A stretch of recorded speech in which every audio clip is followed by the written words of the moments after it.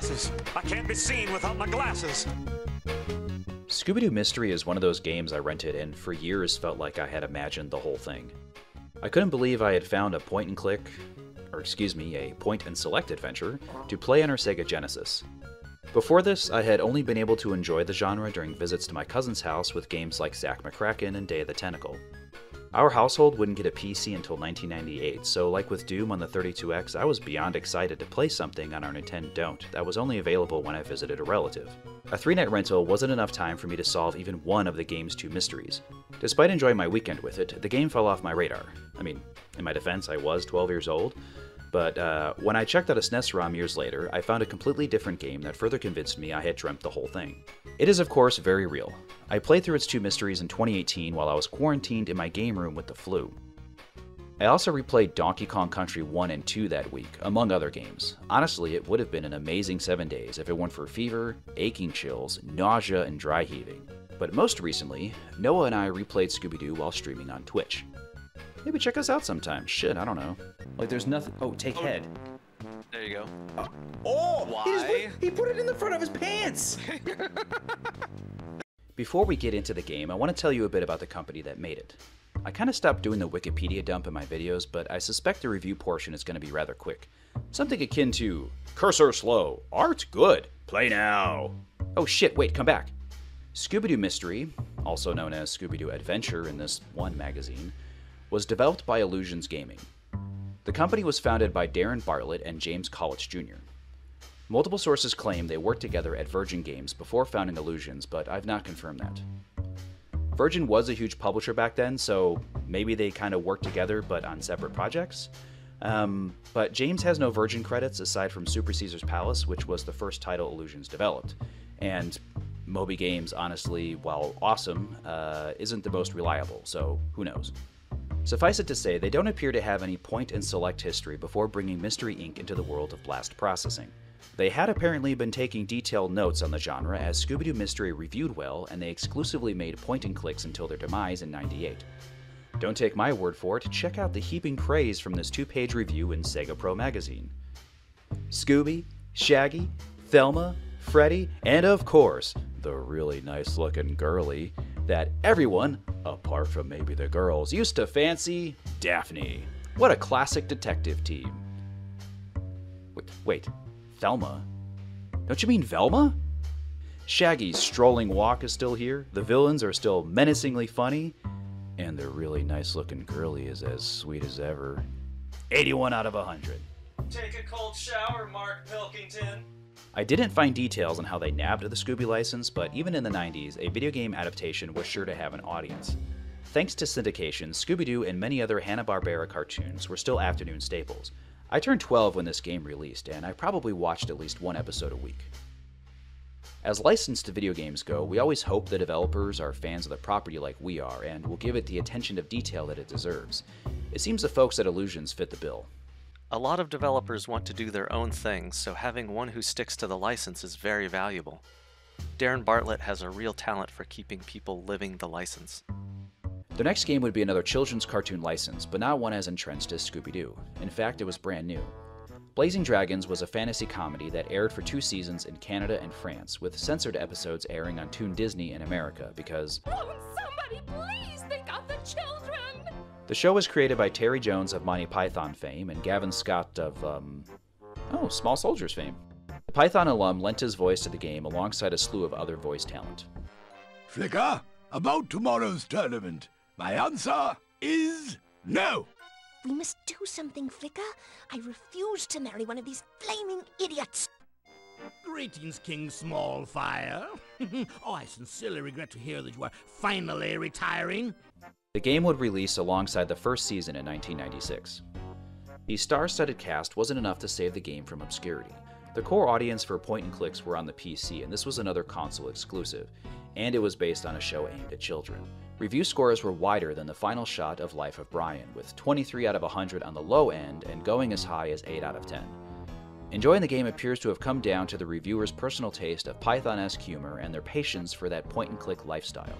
By the way, I spent over an hour tracking down review scores in old magazines on the Internet Archive, only to find them listed here on Wikipedia. I call this section the Wikipedia dump for a reason, kiddos. Work smarter, not harder. This is where the company timeline gets dicey, as the GameSpot interview, which informs the bulk of my information, seems to jump around. Illusions continue to work with new licenses, which have the nasty habit of being prone to cancellation. There was one with a Sega called Roach Racers, and the only thing about it I can find online is a Sega pinball machine. I can't show you the pictures because I don't have permission from the copyright owners. Also, please ignore the fact I'm going to make my second Simpsons reference in a little bit. Another title, Brothers Grunt, was based on a new MTV cartoon of the same name. Testers apparently loved playing it during focus tests until they were told it was called Brothers Grunt. The show had just bumped Beavis and Butthead out of its afternoon time slot, which made kids resent it and not want to touch the game anymore, so into the rubbish bin it went. Their most ambitious title that never saw the light of day was Necessary Evil. Roll clip. Darren, your current game is called Necessary Evil, and Heat.net is publishing it, producing it? What? Sega is publishing it. Okay. It's going to be distributed exclusively, at least to start, on Heat.net. How did you guys hook up with Heat.net? They saw Duckman and they saw Blazing Dragons and really wanted to try to do a multiplayer graphic adventure game, combining some action and RPG elements, obviously for the multiplayer crowd. Hey Vic, why don't you get these guys to show you the game? Tell me a little bit about the story behind Necessary Evil. Necessary Evil, we think, is a really great story. It's an original concept that we're working on together with the guys at Heat.net. It's a vampire game. It's 2 players, so we had to come up with 2 equal players. There couldn't just be one protagonist. So we've got a vampire and we've got a hunter. There's a lot of vampire mythos we can go back into. And so these are real powerful characters, but they can't fight it out. They can't have like a fighting game match when we have the special moves or whatever. Yeah. It's a real deep story fight, so they have to fight through secondary characters and they have to influence the world and shape the other characters that are in this plot and ultimately achieve victory by being a better manipulator of others, these other secondary characters, in this big world that we're putting together. It's a shame the only reference I can find of these 3 games is a GameSpot interview that's only visible thanks to the Wayback Machine, and an incomplete clip from a 20-plus-year-old TV show. If Darren or James are watching this, and either of you have any documents or builds from these games, please consider sharing them with the Video Game History Foundation, with whom I have 0 affiliation. I just think they're neat. Somewhere in all of this, they managed to release a game, but just barely. Duckman, The Graphic Adventures of a Private Dick, was based on an adult cartoon that ran on the USA Network for 4 seasons. Duckman was voiced by Jason Alexander, an actor who would rise to fame with his award-winning portrayal of the male gaze in Nickelback's music video Trying Not to Love You. Trying to make coffee while I stare at your breastises. I have an erection while I'm working by Nickelback. Everything I do in life is inappropriate by Nickelback. I did this yesterday with a completely different person. I think I have a problem by Nickelback. If only someone would just notice me for who I am, and that being a guy who stares at women in a coffee house, by Nickelback. He also did some other obscure shit in the 90s. I don't know. What's relevant to this story is how he threw a wrench into the game's development. Just before the actors were scheduled to go in for recording, Jason Alexander started making these outrageous demands, and he had some legitimate concerns. Doing that voice was hard on his throat, and the number of hours of studio time we wanted from him was 2 or 3 seasons worth of TV recording. In exchange for damaging his voice to this degree, he wanted $100,000 plus $1 a unit in royalties. That was substantially more than we as a company were making from the game, so the publisher didn't want to do that. Duckman's voice double, Michael Goff, this one, not that one, filled in for Jason Alexander. But then the show was canceled, and the new VP at publisher Playmates decided the game wasn't worth releasing. Illusions cut their staff to 5 people and traded their office for the houseboat rental you saw earlier. The game was finished. They got paid, but that changed nothing. As fate would have it, Duckman's popularity was still riding high in Germany, so, quote from the article, some German firm paid to have it redubbed and released. Is it warm in here, or did I make no-no in the tub? Possibly the shiniest of silver linings was that Duckman had allowed them to develop their own game engine, which would reduce development costs on future titles. They used it for the Necessary Evil prototype, as well as a miniature golf game starring Beavis and Butthead. What came next had the potential to make them a household name, at least with teenage boys who enjoyed pulling shirts over their head and shouting about their bungholes. Beavis and Butthead was the biggest license they had worked with since Scooby-Doo. Only this one had a rabid fan base eager for any shred of the doltish duo they could get their greasy hands on, and I should know, I was one of them. There was potential for a big hit on their hands. If you haven't realized by now that Illusions was about to be cornholed by awful timing, wake up! Why aren't you paying attention to my video? Mike Judge, the creator and voice behind Beavis and Butthead, was catapulted to stardom when he signed a $60 million deal to create King of the Hill for Fox. Getting him into the recording booth was now going to cost $10 grand an hour, and the publisher only had $100 to spare. Oh yeah, now they have $100 grand. 3,000 lines of dialogue was cut to 1,500. The remainder had to be reused from lines Mike Judge already recorded. Illusions Gaming poured over scripts and transcripts from every episode, audio cassettes, CDs, and another Beavis and Butthead point-and-click called Virtual Stupidity, just to fill out the game with some approximation of what they had originally written. After the extreme downsizing and scrimping every last penny to stay under budget, Illusions Gaming wound up with a positive bank balance and could have kept developing games. Unfortunately, their emotional savings were spent. Basically, I became dissatisfied with the model of financing for a game developer. Anything can happen at any moment, and you might have to let go of all these people that you care about very dearly. I just want to spend more of my time making more games instead of scraping and starving. Illusions Gaming vanished behind the sunset just 5 years after setting sail. In the endless ocean of licensed games, they left behind a small wake of obscure hidden gems that nearly 30 years later could be fished for content by retro gaming YouTubers clinging to their childhoods like a barnacle on a ship's hull. Scooby-Doo Mystery on the Sega Genesis has players taking control of Shaggy, a lanky, oft-hungry best friend of talking dog Scooby-Doo and a member of Mystery Inc. Mystery Inc. are a group of teenagers who find themselves repeatedly thrust into situations that present as paranormal, but through sleuthing, deduction, implied pot smoking, and a bit of Rube Goldberg trap-making, always proves to have a sound explanation. Usually a con man trying to swindle someone out of money or property. The praise most often given to the Genesis game is how faithfully Illusions capture the show. As soon as we reach the main menu, the branding smacks us right in the feels.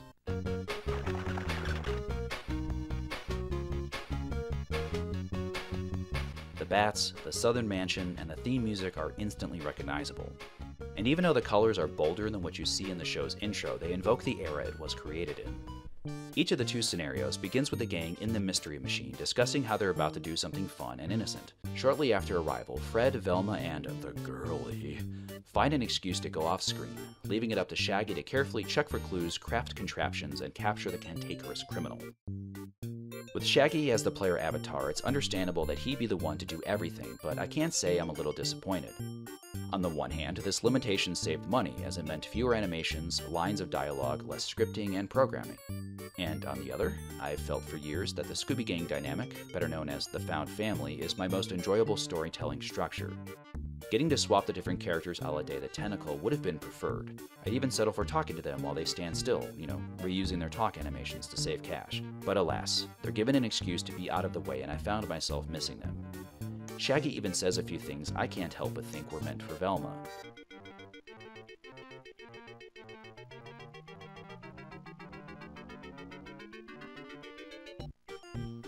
Bottom line, if your favorite character isn't the dog or his red-eyed best friend, you might be disappointed. Beyond that, there is still a strong essence of the show. The dialogue is written in such a way that I can hear their voices clearly in my own head. And in the case of Shag and Scoob, you sometimes do hear them. Casey Kasem, the voice of Shaggy, and Don Messick, the voice of Scooby, are both credited, but I don't know if Illusions sampled the show or got them in front of a microphone. These two powerhouses were still voicing these characters at the time, so it's possible. Aside from talking, as you would expect, the character animations look as though they were digitized straight from animation cells. James Collitz mentioned in the GameSpot interview, quote, "You don't have to develop all these style guides. There's already an established art style and artists already know what it is. They go, oh yeah, Scooby-Doo." The background art and inventory items have a LucasArts flair to them, while remaining distinctly Scooby-themed, which is a double shot of nostalgia. I thought the backgrounds in particular were amazing throughout both mysteries. There's a lot of detail to be found, like how for some reason the paintings in Blake's hotel are escaping their frames. At times navigating the environments felt claustrophobic and unsettling, but that's for a combination of reasons. You'll notice that rooms are drawn with an imperfect perspective. Foreground scenery invasively frames the world and is shrouded in darkness because we, the player, are literally watching Shaggy and Scoob from the shadows. This overtly voyeuristic tone hints that we are tracking our heroes through the eyes of the skulking villain. What little horror is in this game is subtle to the point it didn't even register with me until my third playthrough. If you asked me, "Hey Rob, what's your favorite part of the game?" I'd say it's the villainous voyeurism. Police, open up. Oh shit! If you're unfamiliar to the genre, point-and-click adventures involve walking from room to room and using a cursor and a series of verbs to interact with the environment.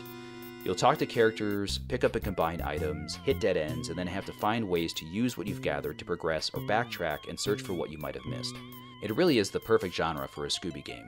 On consoles, this style can be irritating since you don't have a mouse to move the cursor. This can be further exacerbated if objects in the world are not obvious or have tiny hitboxes, which can lead to pixel hunting. And while a controller wouldn't make it any worse, the biggest turnoff for any adventure game is if puzzle solutions follow what's called moon logic. I felt the cursor speed was fine, and the items easy enough to click on, but I can see that tolerance for this is a matter of personal taste and aptitude. Scooby-Doo Mystery has a few quality of life features to mitigate these shortcomings. The C button switches between verbs and inventory.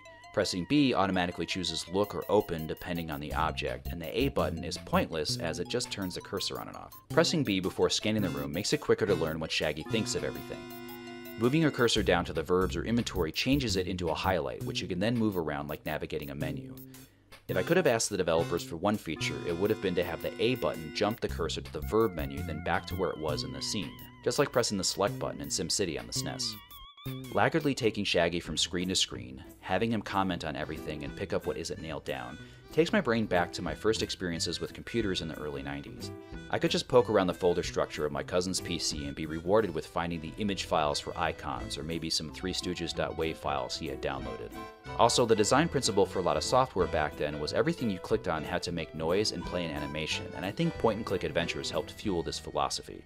Playing Scooby-Doo Mystery tapped into these memories as it's largely picking up and using items. I'm hard-pressed to say it even has puzzles. You still mentally go through the loop of remembering what you have and how each item might interact with the room you're in, so it isn't easy to the point of being mindless. It's satisfying in the same way it is to do the activities in the highlights magazine at your dentist office. It's simple but engaging, and you get those activity center style animations of Shaggy and Scooby. You know, it's like an interactive episode of the show. Fuck, I should have just said that. Don't let me fool you. I did, and you will run into those aforementioned dead ends. Both mysteries have several cartoon logic solutions that always come out of left field, considering most of the actions you perform are satisfying because they make sense.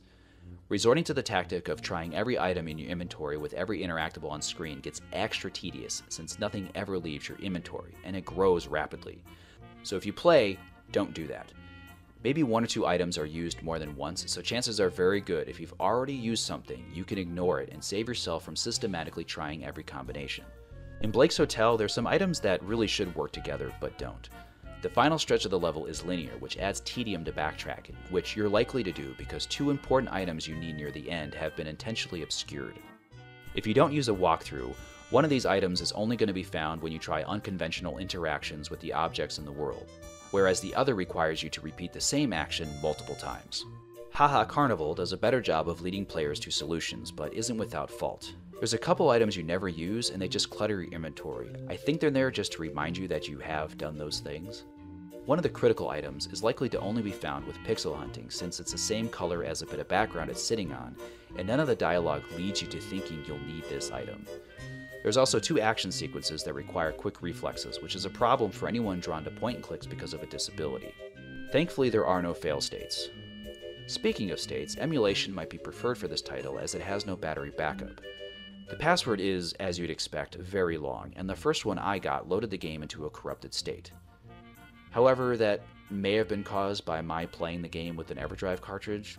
All said, I think you should take these criticisms as just a simple heads up. I still found it fun to play through both mysteries, as they're pretty close to just being lost episodes in 16-bit form.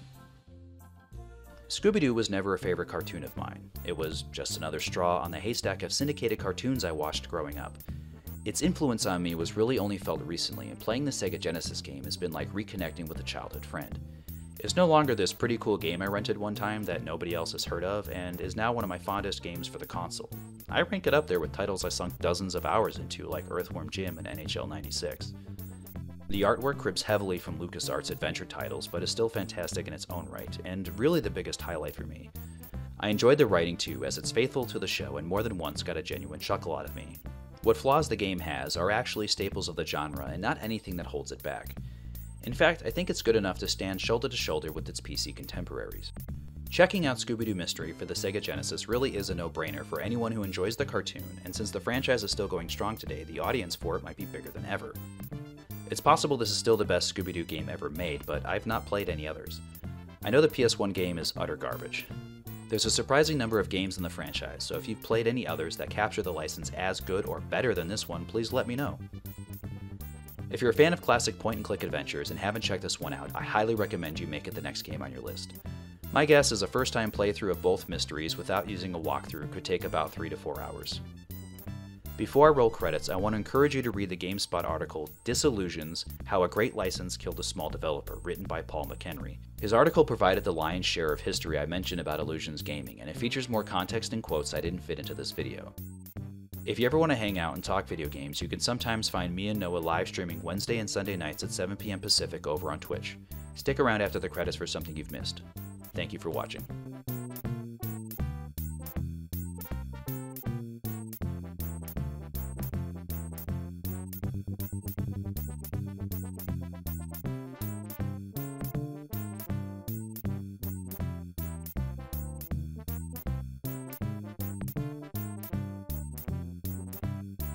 Do the walking with me. Come on. I'll deal with this one. Oh, I need to find a weapon. See ya. We must hide. An agent is coming. Hurry. I'll hide in here. Just watching my friend get murdered. He's already down. The dude's just continually shooting him.